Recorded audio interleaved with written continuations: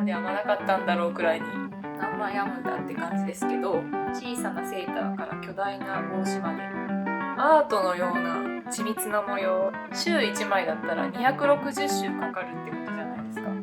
何回でも読み返したいし。お手紙ヤギの編み会にようこそ。お手紙ヤギです。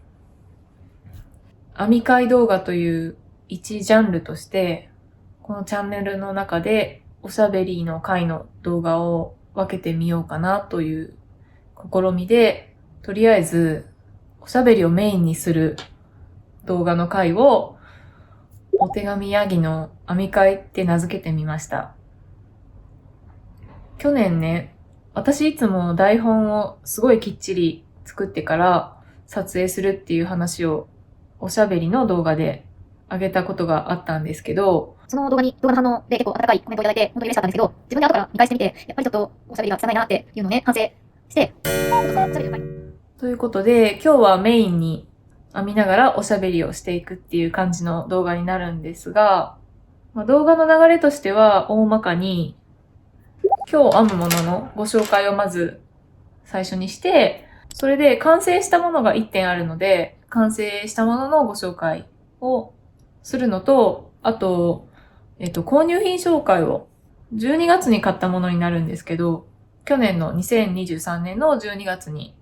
本を3冊買いまして、そのご紹介をちょっとしてみようと思います。では今日もよろしくお願いします。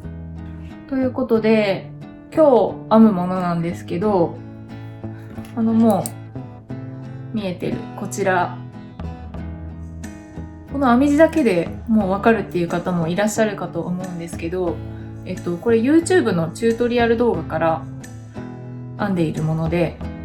ユールニッティングさんのミモザセーターっていうパターンを今編み始めています。この動画は、去年の2023年の2月頃、だいたい1年ぐらい前に公開されたチュートリアル動画なんですけど、ちょっとサムネだけこちらに載っけようかな。こんな感じの、ミモザの、名前の通り、ミモザのお花をイメージした模様のゆるっとしたボックスシルエットの、ドロップショルダーのリラックス感のあるプルオーバーですね。で、私、その存在自体は前から知ってたんですけど、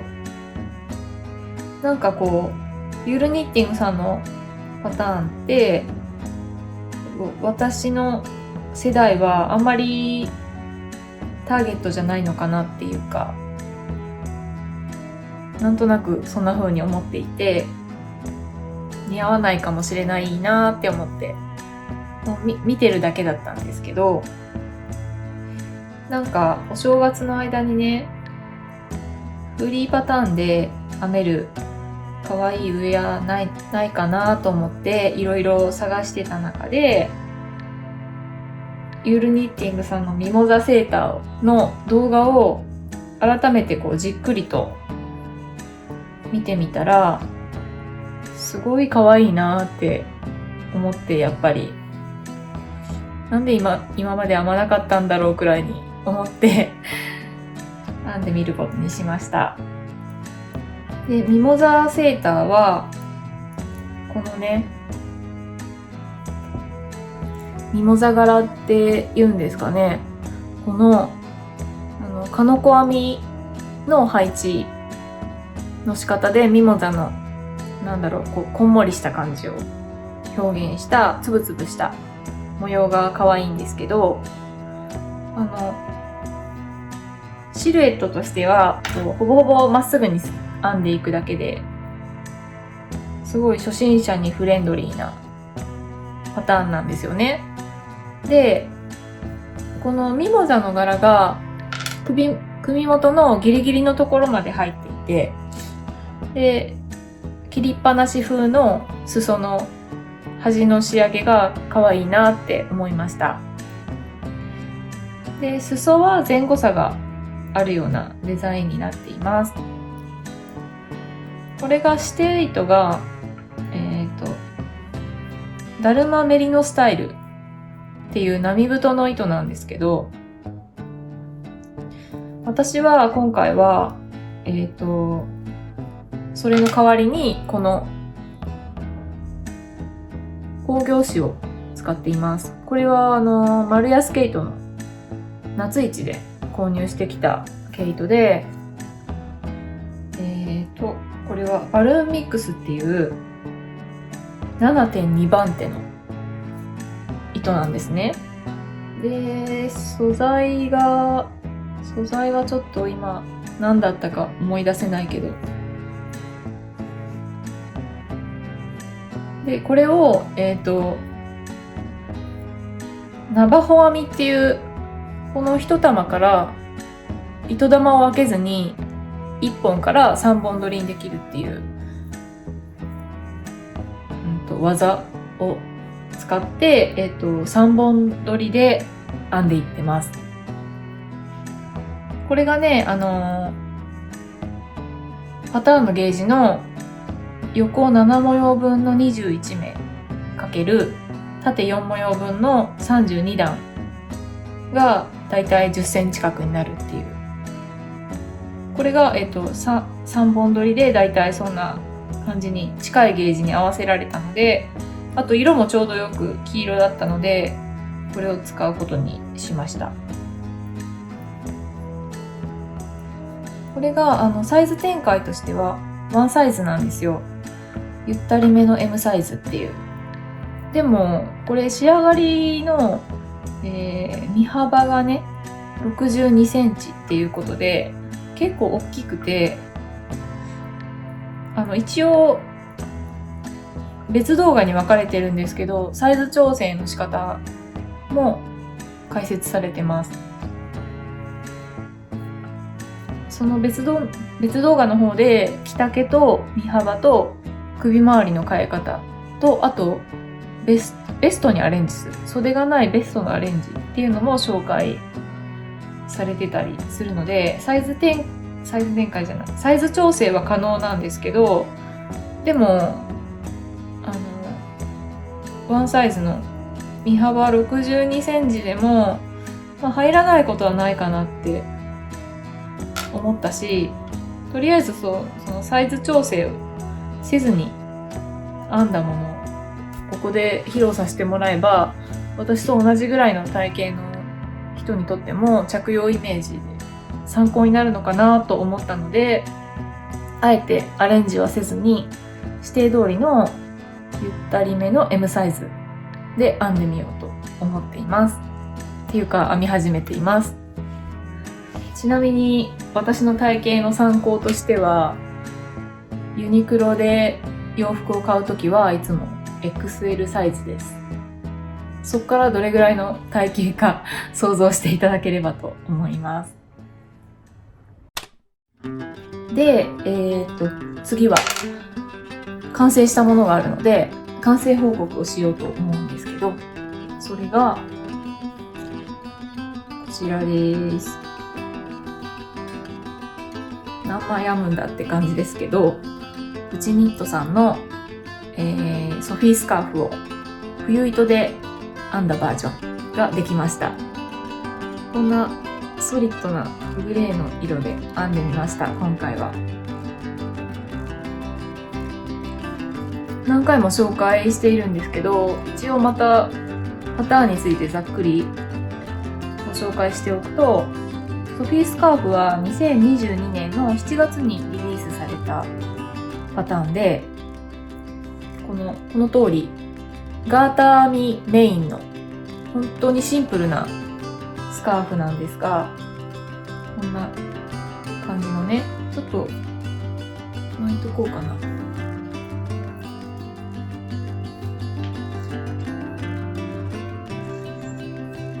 こんな感じのガーター編みの本当にシンプルなセーターじゃないスカーフなんですけど、少ない糸の量で編めて簡単でおしゃれっていうのがすごいヒットしてる理由なのかなって思っています。で、この形はすっごい細長い三角ショールみたいな形をしています。そして両側こんな風なアイコードエッジで真ん中のガーター編みを前半はどんどん増やしていって後半はどんどん減らしていくっていうシンプルなプロセスでできるスカーフです。なのでね、ながら編みとかちょっと難しいプロジェクトの合間に疲れた時に気分転換に編むのに向いていて、本当にどんどん編んでいればいつの間にか出来上がるっていう感じのパターンなんですね。で、これは一応して糸何種類か提案されていて、例えば、ラングのカシミヤプレミアムっていう糸であったり、カーディフのカシミヤクラシックとか、ニッティングフォーオリーブのコンパティブルカシミヤとかが提案されている感じで、どれも全部カシミヤ 100% の基本 DK の糸が提案されています。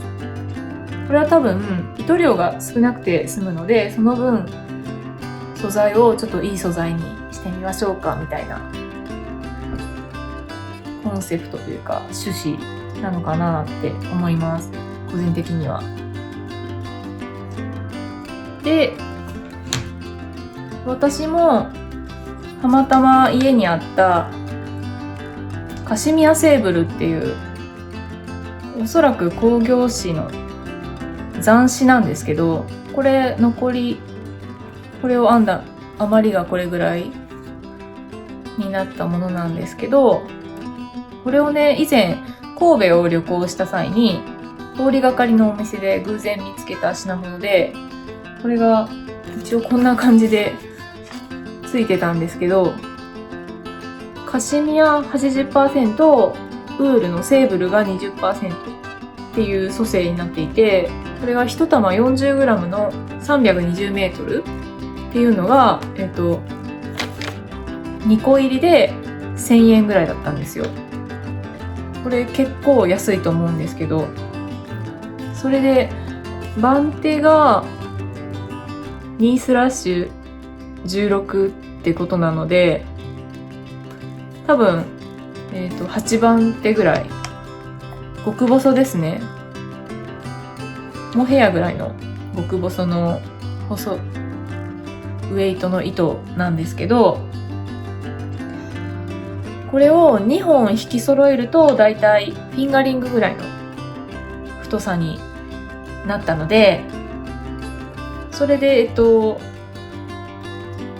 定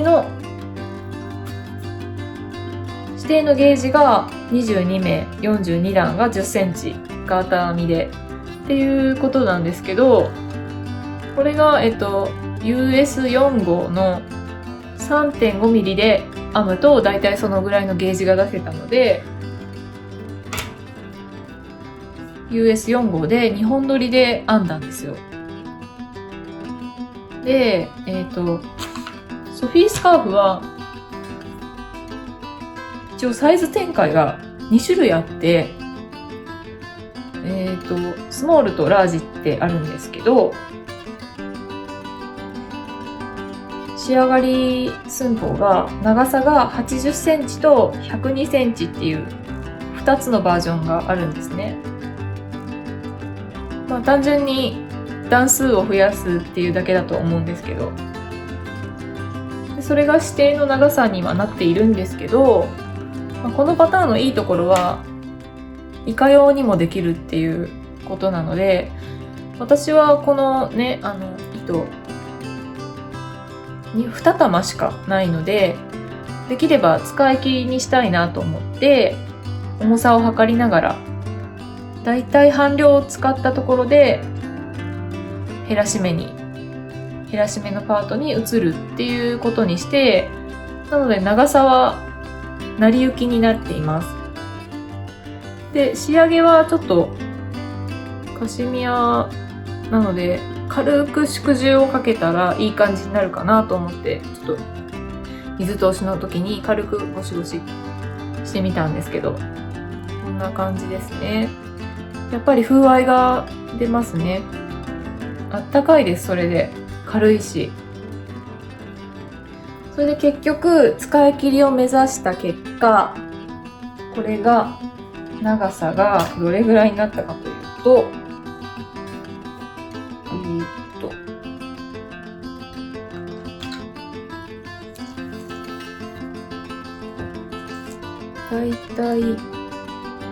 だいたい200センチぐらいの長さになりましたね。指定の倍ぐらいの長さになったのか。ソフィースカーフって確か大きいバージョンのソフィーショールっていうパターンもあったと思うんですけど、それで編むとこんな感じなのかな、わかんない。増し目のピッチが違うかもしれないですけどね、ショールぐらいの長さになってますね。結局スカーフと言いながら。でもめちゃめちゃあったかい、いい感じですね。どんな長さにしてもね、いいと思うので、ショールとかスカーフとかって。なので、なんだろう、これ前も言ったかもしれないけど、ウェアを編んだ時に買いすぎて余った毛糸とかで全然作れると思うし、セーターと同じ糸でできるのでね、セットみたいな感じになっていいんじゃないかなって思うんですよね。ということで、2024年一番最初に完成したのがこのソフィースカーフでした。ということで、また編み物しながらお話ししようと思うんですけれど、よし、編み物しながら話せるかな、今回の内容。ちょっとわかんないけどやってみますね。で、ナバホ、さっき言った糸玉を分けずに3本取りにできるナバホ編みっていう技なんですけど、結構ね、結構でもないか、解説してる動画も探せばあるんですよね。ここでは簡単にどんな感じかってご紹介すると、要するにでっかい鎖編みみたいな感じなんですよ。今こんな風に3本のうち2本がこういう輪っかの状態になってるんですけど、この輪っかのところに長くつながってる糸の方を通して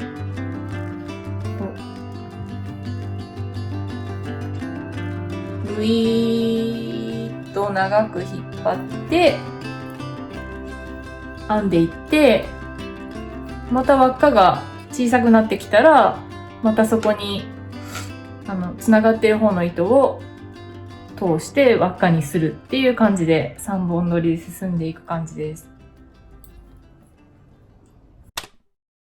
ということで、購入品紹介をしてみようと思うんですけど、去年の12月にね、一気に書籍を3冊買ったんですね。で、どれも編み物関係というか、編み物に活用しようと思って買った本なので、3冊紹介しようと思うんですけど、まず1つ目が、これ今結構話題になってるので、いろんなところで見かけるかもしれないんですけど、パティさんの編み物知恵袋という本です。これが、朝日出版社から出ている本で、2023年の12月に発売されたばかりの本で、著者はパティ・ライオンズさんっていう方ですね。パティ・ライオンズさん著者で、日本語訳が西村智子さんによる日本語訳の本です。私これでパティ・ライオンズさんっていう方を初めて知ったんですけど、どういう人なのかなと思ってちょっとね、インターネットで検索してみたんですけど、圧倒的な経歴の持ち主でした。この方、編み物の先生であり、専門家であり、デザイナーっていう肩書きを持っている方らしいんですけど、編み物の先生としての持ち味は、この本にも本の中にも書いてあったんですけど、一番初めのところに How より Why、 つまり手法を示すのではなく理由を説明するっていうことに定評がある編み物の先生らしいんですね。その背景、技法を解説するのに とどまらず、どうしてそうなっているのかっていう背景も深掘りして解説することが人気の理由となっている編み物の先生っていう感じなんだと思うんですけど、なんか全米各地でレクチャーを開催していたり、オンラインの講座もあったりするそうで、どれも人気だっていうことらしいです。それで内容としては基礎本ではないっていうことをまず書かれていて、ある程度編み物についての基礎知識とかスキルが身についている方向けに、今までの技法解説書には載ってないようなニッチな編み物の悩みの解決方法を示しているっていう内容になっているみたいです。例えばこうだったらいいなって普段から何気なく思ってはいるけど、別にそのままでも困りはしないっていう程度の問題とか、あとはこれはこういうものだから仕方ないっていう感じで多くのニッターさんが受け入れている問題ってあるじゃないですか。そういうものについての解決法が示されているっていう感じなのかなって。実はまだそんなにちゃんと読んでないので、半分イメージの話なんですけど、そんな本なのかなって思っています。どんな人に刺さるかっていうと、多分現状でも結構納得のいく仕上がりに編めるぐらいのスキルを持っているんだけど、もっともっと綺麗に編みたいなっていう探求心が旺盛な方には結構魅力的なトピックが詰まってる本なのかなっていうふうに思います。これどんな内容か中身がわかんないから購入をまだ迷ってるっていう方もいるかもしれないんですけど、ぜひね、朝日出版社の発行元の朝日出版社のウェブサイトを見てみてください。その新刊情報からこの本を検索すると、数ページなんですけど試し読みができるようになっているので、ちなみに私はそこで試し読みした内容で欲しいって思いました。目次を読むだけでも結構どんな本だかイメージが伝わりそうな気がするので、目次だけ読み上げてみようかなと思うんですけど、編み物の心理第1章、第2章がゲージ、第3章がパターン、第4章が作り目、第5章が増し目と減目、第6章が厄介な問題と秘密の解消方法、第7章が仕上げ、第8章が最後の知恵の言葉っていう感じの8章に分かれているんですけど、サブタイトルが結構ね、これはどんな感じかなって興味を引く文言が多くて、例えば小さなセーターから巨大な帽子まで、第2章のゲージのサブタイトルですね。なんだろうっていうかあーって感じですよね。あとはゲージが合うことが必ずしも素晴らしいことではないわけ。これは何だろうって思いますね。あとはワーミの引き返し編みについて触れたがらない話題。これは私は一度ワーミの引き返し編みについて結構試行錯誤したことがあるので、ちっと今読んでみようかなと思います。151ページ。ちょっと読み上げることはできないんですけど、読んでみて感想を言ってみようかなと思います。どういうわけかパターンの中では、表面での段消しの指示が裏面で引き返した目にも適用できるかのような記述をしていることがありますが、それはできません。そう、なんか結局私がいろいろ試行錯誤した末に導き出したやり方と同じことが書いてありました。そうなんですよね。多分この本ってなんか日々試行錯誤してるそれぞれのニッターさんたちがこう導き出した答えっていうものがあって、それはすごい些細なことだったりするので、こう人にね共有するまでもないっていう感じの、なんだろう、私だけのマイルールみたいな感じになってることが多いと思うんですけど、そういうことこそ結構共有してもらったら助かる情報だったりするのかなって思うんですよ。多分そういうことを言語化してくれてる本なのかなっていうふうにちょっとだけ読んでみて思いました。ということで1冊目はパティさんの編み物知恵袋っていう本を購入しましたっていうお話でした。で、もう1冊買ったのがこれです。この新装版クチュールニット棒針の模様編み集260っていう模様編みのパターン集ですね。こちらを購入してみました。これはこの本はですね、2021年1月の発行になっています。日本防具社さんの本です。で、著者は志田ひとみさんっていう方の模様集ですね。この本の成り立ち、ちょっとストーリーがありまして、この本の前に、2005年に初めてのクチュールニットシリーズの模様集のクチュールニット模様編み250っていうのが出されてるんですよ。で、すごい人気を博したようで、その4年後か、2009年にその続編のクチュールニット棒針の模様編み集260っていう、これ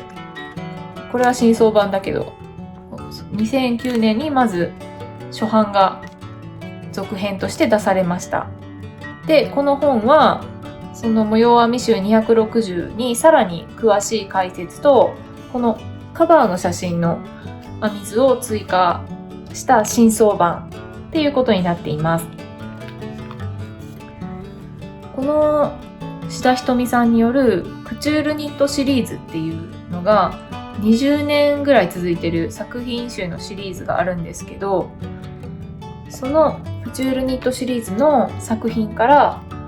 模様のパターンだけ抜き出したパターン集がこの模様編み集ですね。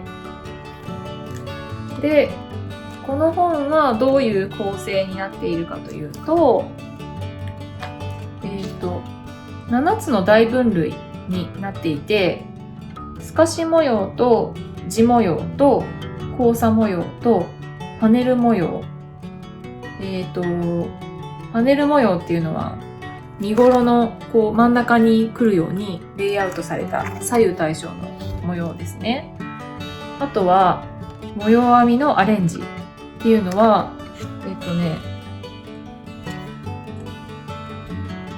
なんか基本の模様があって、それに対して例えば縦ラインを強調するであったり、ボップルを加えて表情をちょっと可愛くするみたいな変化を加えた別バージョンをベーシックとアレンジっていう形で横並びに紹介している章ですね。そして次が分散増減目模様っていう、これは例えばヨーク、丸ヨークとか襟飾りみたいなだんだん増えていくところに配置する模様のパターン集ですね。で、最後がエジングっていう縁編みですね。という7つの大分類で構成されている本になります。で、私この本から1枚一番初めに載っているパターンを編んでみたんですよ。これすごくないですか？これなんかもうこれ一番目からこれですよ。本当にね、アートのような緻密な模様です。なんていうかラグジュアリーな模様集なんですよ。全体的にこのレベルの緻密さの模様が詰まってて、本当にこれクチュールって感じですよね。で、この本が結構海外にも行っていて、この本とその前の250の本も両方英語の翻訳版が発行されていて、海外でもすごい人気を誇っているらしくて、ちょっと Amazon で見てもものすごい数のレビューがついてたり、あと YouTube でもいろんな海外のニッターさんに紹介されているのが探すと見つかりますっていう本だったので、ずっと憧れてたんですけど、なんかね、この本を使って何かやりたいなと思ってどうしようかなってちょっと考えてみたんですけど、私ね、アラン模様110っていう別の模様集も持ってるんですよ。で、そのアラン模様110の本の模様を毎週 2,3 種類ぐらい編んで、約1年ぐらいをかけてコンプリートしようよっていうカルがね、昔 X が Twitter っていう名前だった時に開催されていて、その本はそれきっかけで買った本だったんですけど、なんかそんなことでもないと模様集全部編んでみようなんてならないじゃないですか。なのですごいいい経験になったなって思っていて、やっぱ画像で見るだけじゃなくて実際編んだものを見るといろんな発見があったり、あと今週はこれっていう風に誰かに決めてもらうと、なんか自分のそんなに好みじゃないなっていう模様も編むことになるじゃないですか。それでまだやったことない技法の編み方とかに出会ってスキルアップになったりとかねしたので、すごいいいカルだったなって思っていて、で、何かね機会があればまたそういう感じのプロジェクトをやりたいなってずっと思っていて、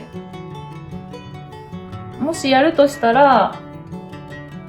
この志田ひとみさんの模様集がやりたいなって思ってたんですよ。ずっと憧れてた本だったので、やっと手に入れることができて嬉しい。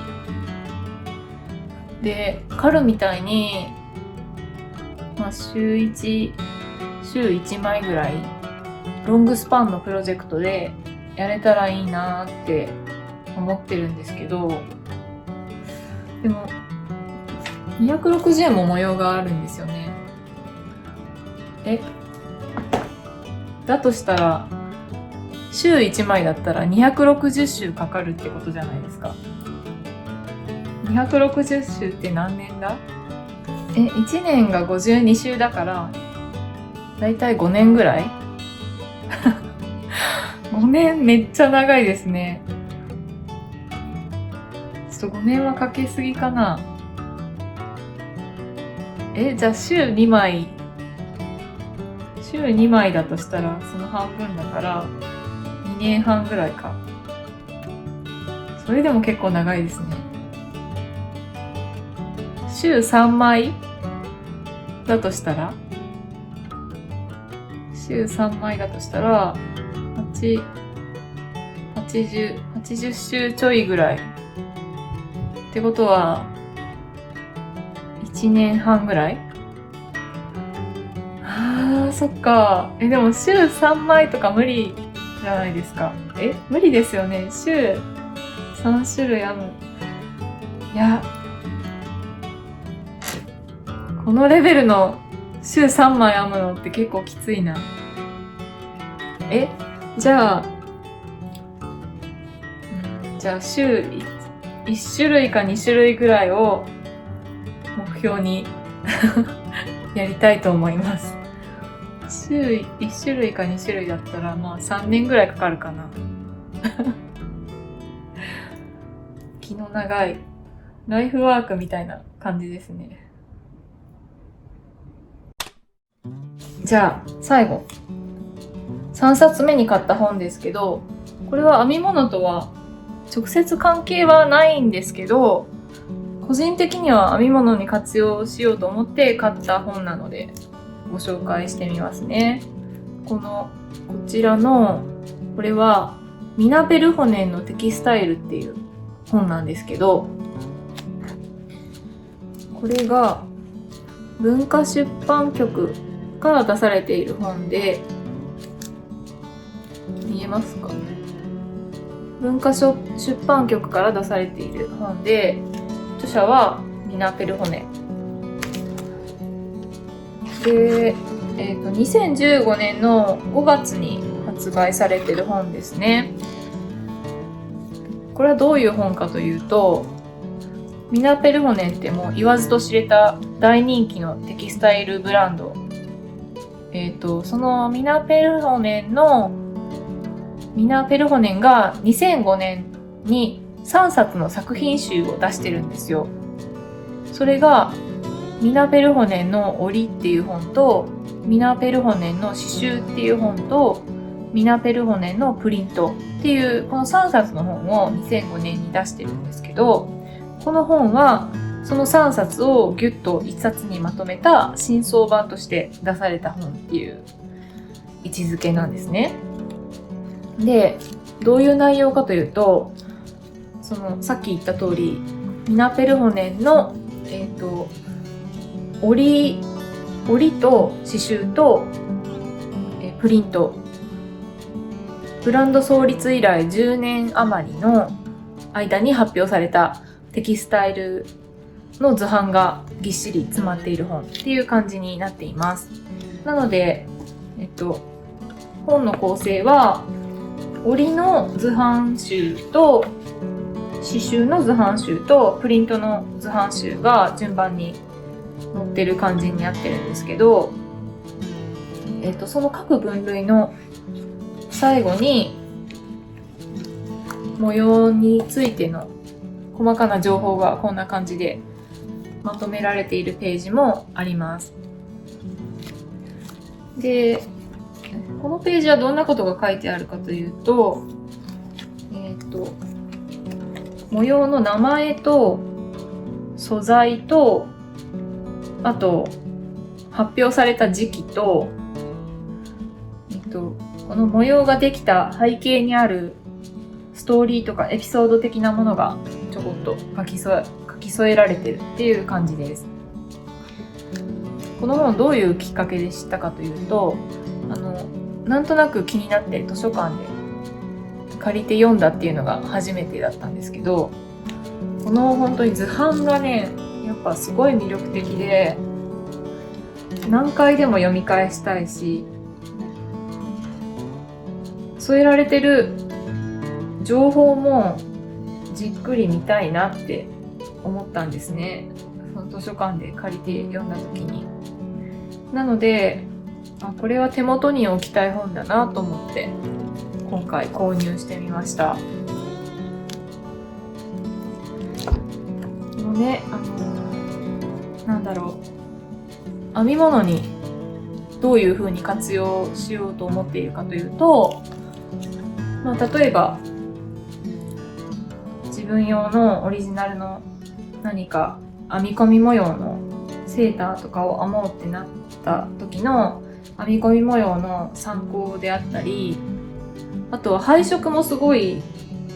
素敵なので配色の参考にもなると思うし、